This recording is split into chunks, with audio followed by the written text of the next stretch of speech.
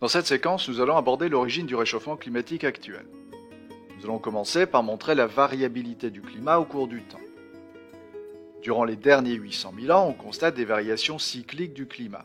Il y a une alternance de périodes plus chaudes, qualifiées de périodes interglaciaires, et de périodes plus froides, qualifiées de périodes glaciaires.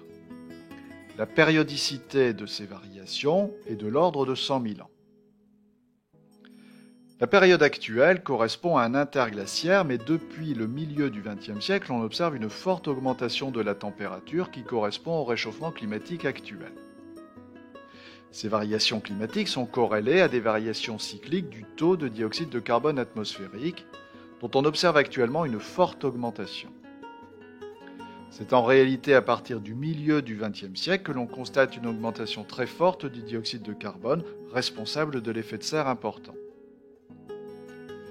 Il est possible de reconstituer les variations climatiques d'un passé ancien. En effet, certaines associations végétales sont caractéristiques d'un climat. Par exemple, la présence de pollen d'espèces arbustives est le signe d'un climat plus chaud, alors que la présence de pollen d'espèces herbacées signe un climat plus froid. On peut ici reconstituer le climat depuis un peu plus de 30 000 ans grâce aux variations de ces pollens. On peut subdiviser cette période en différentes phases de réchauffement ou refroidissement.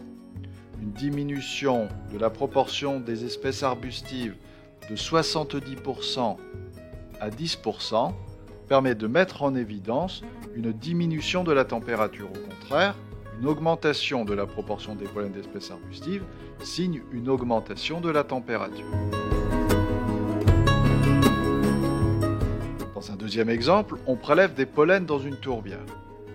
Dans le tableau qui est présenté, on constate que le chêne, le noisetier et l'aulne sont des végétaux caractéristiques d'un climat tempéré, alors que les graminées, les pins et les bouleaux sont synonymes d'un climat plus froid. On récupère les pollens contenus dans des couches sédimentaires, l'une qui est d'âge pléistocène et l'autre qui est d'âge holocène, puis on identifie ces différents pollens et on calcule leurs proportions respectives. On constate alors que le Pléistocène était une période riche en pollen de pins, de graminées et de bouleaux, correspondant à un climat plutôt froid, alors que l'Holocène se caractérise par l'apparition de pollen de chêne, de noisetier et d'aulne, correspondant à un climat plus tempéré. On peut donc affirmer qu'entre le Pléistocène et l'Holocène, il y a eu un réchauffement climatique que l'on qualifie de réchauffement Holocène. En définitive, on peut dire que le climat de la Terre présente une variabilité naturelle sur différentes échelles de temps.